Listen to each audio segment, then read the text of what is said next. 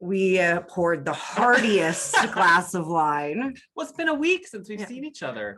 Also, please, go to our YouTube channel and watch our podcasts instead if you have the time. Why? Why should they do that? Because I just edited, and again, this is obviously not in real time, but I just finished editing our history of the cock ring. Oh, right. Videos, and I have never, in our whole career, in all the years, radio, everything, I've not laughed that hard at ourselves in a long time. Hey, if you can't laugh at yourself. Yeah. And I do want people to know who listen to it, like, we are not historians nor scholars. Really? We get intoxicated and do this. It's kind of like if you were sitting around with your friends and like someone was like, hey, did you know that the cock ring originated? And you just had a conversation about it. If anybody listens that thinks we are historians or any kind of smart educator, yeah, that's a you. That's a you issue, not a we. A you. There's a reason Messy is in the title since day one. Yeah. And also, while you're talking about watching us on video, one thing that people have always said about us is that we can't hide shit on our faces. No. So, you get a whole different experience when you're watching us go, what the fuck did he just say? Right. Or she just say? Exactly. Yeah. And you can watch me struggle consistently with my hair. Wait, before you start. Oh, I was going to say, I also poured a big glass of wine yes. because of the letter. And just because this person intimidates the shit out of me. Oh. Our writer does, yeah. All but right. Go ahead. I was just going to report a stat I heard on the radio on my way here that shocked me. And that is that the average person has only 4 to 8 sexual partners in their lifetime. Now, before you think 4 to 8 in your lifetime. I actually don't remember the last time I counted. But I've known you, what, 5-6 years? I already know it's more than 8. Definitely more than 8. Not since you've known me. Well, no. I'm pretty sure I can still fit it on both of my hands. Still more than 8. Yeah. And then, gay men see that stat and we're just like, what? Add a few zeros. Right. If we're lucky. Yeah, that's just...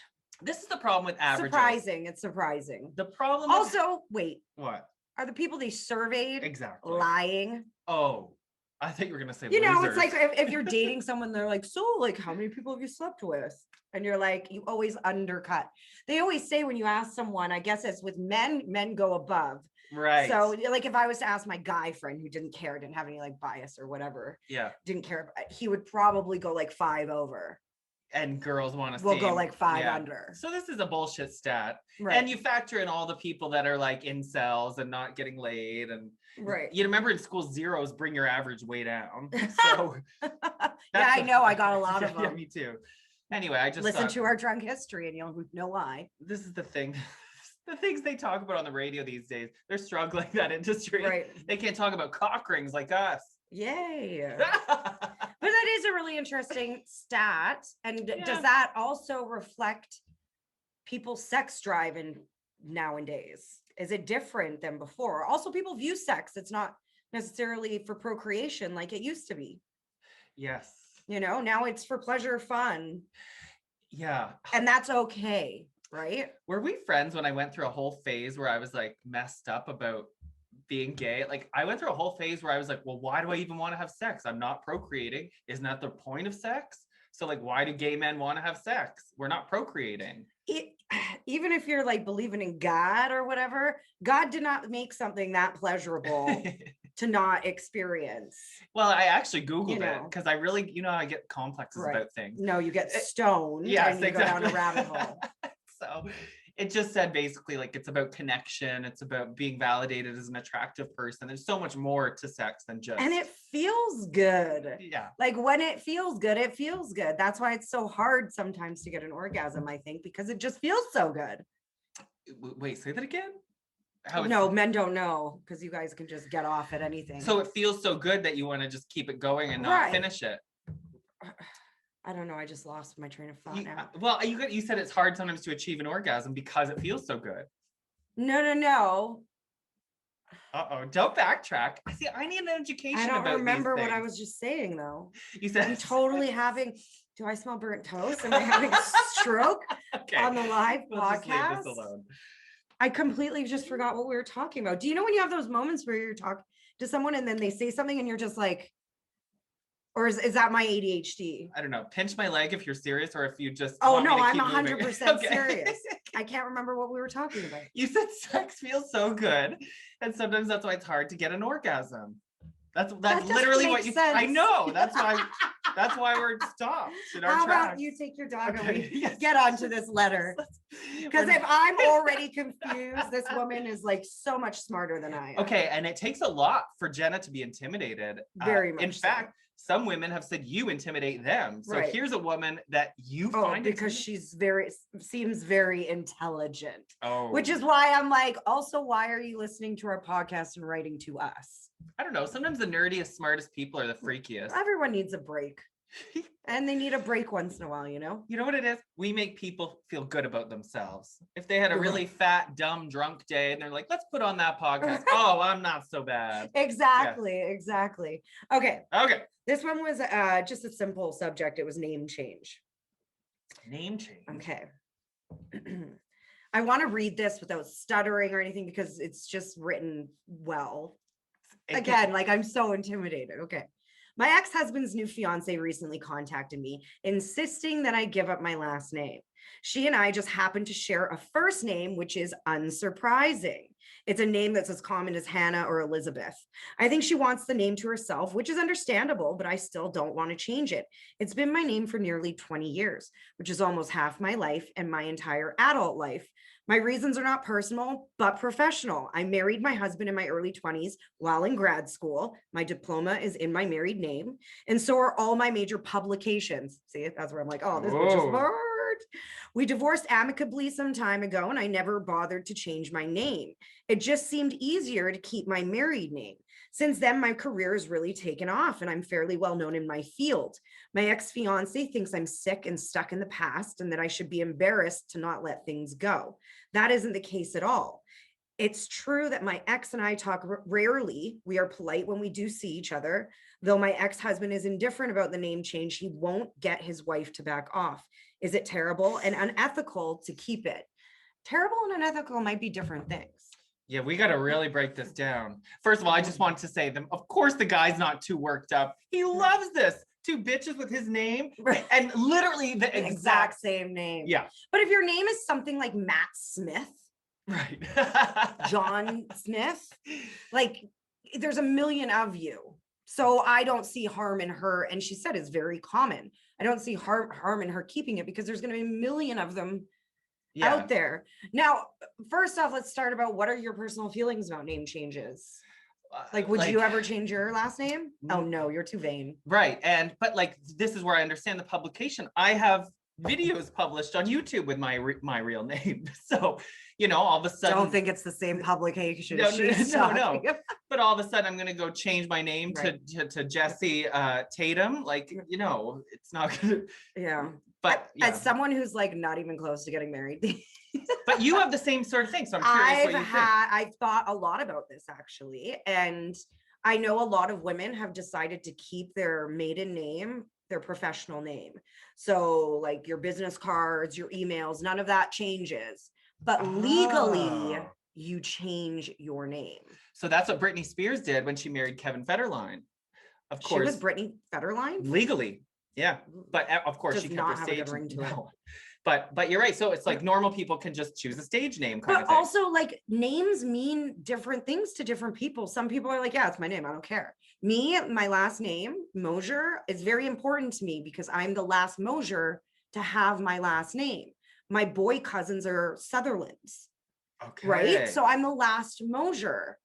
And I don't know. I feel like there's a duty for me to like carry it as long as I can. So what about if you had children? No. Well, no, because I used to work with a girl that they gave the children her hyphenated last name. No, they went with her last name because the dad's family wasn't really in the picture much. Right. So they just felt it made sense. I've always had a thing for hyphenated names as well. And I've always thought about hyphenating, like if I did have children. However, nothing sounds good with hyphenated Mosier. I don't like hyphenated. Like Smith anyway. Mosier, Ross Mosier. No, I don't. I don't like hyphenated. It's a standalone name. You know, my sister Justine was actually, when she was in a serious relationship, they're broken up now, they talked about he was going to take Reynolds because he had very much come into our family, Right. and his wasn't much in the picture. That's common these days too. So I think that you need to figure out what your value is in your name. And obviously it means a lot to her because it means her whole career and what she's accomplished. It's her identity as an adult. Yeah. As a successful woman. And we don't know if they have kids, eh?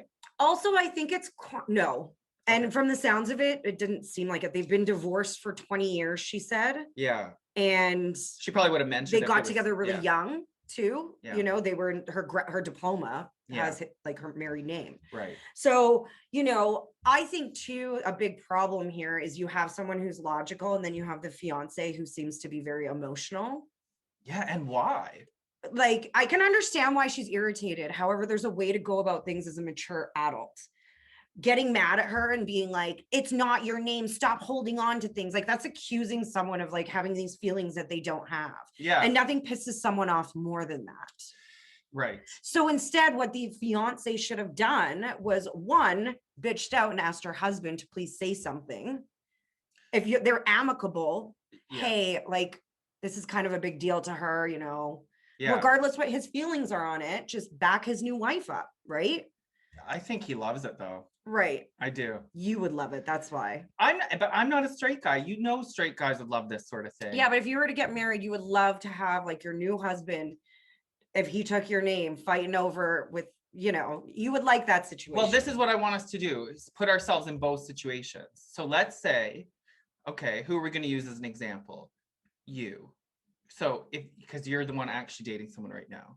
So all of a sudden, if your new boyfriend has an ex, okay, wait, I'm trying to dumb this down so that I can understand it in our lives. So it would be like if you got married. He does though. But so I'm trying to figure out which role you're in this story. So if I was with, I'm with my boyfriend Kevin, now, you've said his name before. Kevin, he does have an ex-wife. Her actual name is Jen. It's like Genevieve or something like that, I think, but it is. So I don't think she has his last name because they never got married, but if let's say she did, and her last name was what it is, I'm not going to disclose his last name for privacy purposes. It's a cool last name though. Yeah. And hers was, we have very similar names. I wouldn't care though, because again, it could be a fairly common name. And is there something to say for she was here first? Like, how are you going to disrespect the wife that was here before you? Like, it should be a girl power thing. I think the big problem that we have in this story is you have this woman who is seems like she's like academic. So she's very like black and white, you know, and then you have this other one who's like, no, I want my name, and isn't really thinking logically because she's more like emotional. It's more about a power struggle, or she's like, well, no, because on paper, this is who I am. And she's probably thinking, if I go to change my name, and anyone out there who's been married and my friends that have been married and changed their names, it's a lot of work. It's not just a simple go online and fill out a few forms. Like, it is a good chunk of work to get everything changed over. So I do side with our writer big time, mostly because of the way the fiance approached it. Yeah, she sounds like she's being a brat. But on the other hand, if I was dating a guy and his ex was named Jesse Reynolds, I might have a problem with it. Well, we've talked about this before. It's like, would you date someone with the same name as your father? I did. Right. You know what? But my mom, both of her husbands had the same name, Steve. Right. But that's the thing though, is what do names mean to you? Yeah. Names mean a lot to me. And I don't know why. They always have. You know, I love my whole name. Yeah. Well, again, with the vanity. Yeah. I think it's because to me, is familiar the right word when I'm talking about family? Yes. It's a familiar connection. And family means a lot to me coming from a smaller family. Right. And I can understand that. And it sounds like this writer has had this name longer than she had her maiden name. So it's a part of her identity. You know, when my parents broke up, my mom kept Reynolds and she still has it. And now they've been divorced longer than they were married. Right. And she still has Reynolds. But her big reason was because it was the kids. And, you know, she was very much a mom. And so it was important to her to have the same name as her children. Right. And that was her big thing. Because back then you probably would have been judged a little bit. Well, there was a bit of this happening. Stigma with broken homes back then. Oh, right. That's what you're saying. Right. But my dad's new wife did have a bit of a problem, like not like this much, but she was kind of like, why isn't she changing her name back? But I feel like the kids automatically excuse it, like, oh, okay. Because, and I think too, it's because some women are like, why won't you just let go? Yeah. Because a lot of people deal with breakups and separations differently. Some of them are like, cut off all ties and I don't want any association, change my name back, I'm done. Whereas others are like, that's the last thing I would need to worry about right now, is changing my name and all this jazz. Yeah. And it depends how you look at it. Like, this writer is very intelligent and it's her name. Right. If you look at it as that's his name and forever you're like his property and have his name, then maybe you'd want to get rid of it. Yeah. But she obviously owns the name and doesn't look at it that way. I think this one is a very easy answer. And I think just stand your ground. What can she do other than just get mad? She's like a child right now. She's going to have a fit because she's not getting her way. Let her have her fit. Eventually it'll die down. You know, if you guys don't have a lot of involvement because there's no kids, like, when is she going to see you that often? Like, yeah, you know, again, just let it peter out. It sounds like this is maybe a more about her than about you thing. Right, you know what I mean? Like, maybe they're not that happy. Exactly. She could be an extremely jealous person. Yeah. And she's looking for reasons to like. Or intimidated by your intelligence. Yeah. Sorry, I just got distracted. Look at this lat. Is that the lat muscle? I never noticed that before. I think that's from your hanger. Oh, fuck. No, let me have this moment. I was like, I'm getting jacked. No, you're right. Now it's gone. Oh, damn. Another reason to see us on YouTube. Sorry. But this is a problem. You can never put Jesse in front of a mirror or a camera. You're totally right. It's the hanger thing. Completely sidetracked. But yes, I think, there's an element of jealousy and, again, intimidation because you are very intelligent and obviously successful. So there could be a little bit of jealousy going on there. You're right. And then she's thinking, here's the Jen whatever, or I'm just using you as an example. That's not her name. Right. Maybe it is. I don't know. I didn't see the letter. But she's using her as a reason to be like, she's jealous that this woman is more successful than her. And now you're going to have the same name. And like, also, you never know what's going on at home. There could be times where he's like, well, you know, my ex used to do this. Or my ex used to do that. And this could be a way of her lashing out at you, which has nothing to do with you, by the way. That like none of your fault at all. But you are such a, like, you seem and come off as so above that kind of pettiness that you could just like let her lash out and spew whatever and just ignore it until eventually it just blows over. Yeah. Now let me ask you something. As someone in a new relationship, are you weird about talking about his ex? No. See, because you've got a level head usually. But like, you know, I think that's a sign of being ready for a real adult relationship is, you know, everyone has a past and you can't be squeamish about. You can't change it. Yeah. I mean, it's different if they go on and on about their ex and every conversation they're referencing, kind of like I do on this podcast.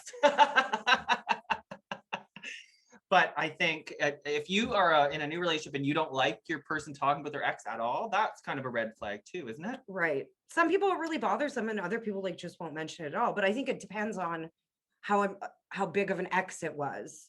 Right. Like, was it a minor ex-girlfriend, whatever? But my boyfriend's ex is the mother of his children. So, you know, I would never do anything ever to create any conflict whatsoever. Yeah. I would, you know, for once in my life, I would step back. Do you know what? And I would not take charge. I would just step back and just, you know, which is crazy, absolutely insane for me to say. But you see, because you respect the kids. I think the kids are the thing in these situations that it's like, okay, I can't touch and this. I also entrust him to handle his shit. Right. You don't need me in there. I'm not your parent. I'm not your guidance counselor. I am, you know, I'm there to support you, but I fully trust that you, if there is an issue going on, that you'd be able to handle it. You know, that's it. There's trust issues here. There's jealousy. Yeah. And it's all her issues. Yeah. I think you should just keep owning the name. Just keep carrying on with your fabulous self. Keep getting put in publications, keep excelling in your industry and in your career. I hope you find the love that you maybe want as well. Kumbaya. And if you'd like to advertise on the podcast, because you sound rich. Yeah, I don't think we're her demo though, apparently.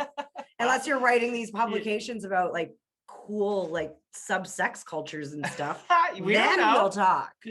We don't know. Yeah, but I think like she knows that she just hold your own and let the dust settle. Yeah, this totally sounds like she wanted us to back her up. Yeah. So she could almost play this for her ex and be like, see, right. These two clowns agree with me. Right. I just think too, like men, put your big girl panties on. Yeah. And if there is friction going between your ex and see the situation for really what it is. It's not about taking sides. It's about like management in a sense. De-escalation tactics. Yeah. If you see one acting a fool, even if she's your fiance, reassure your ex-wife, like, look, I see it too. I'm going to try and like calm her down.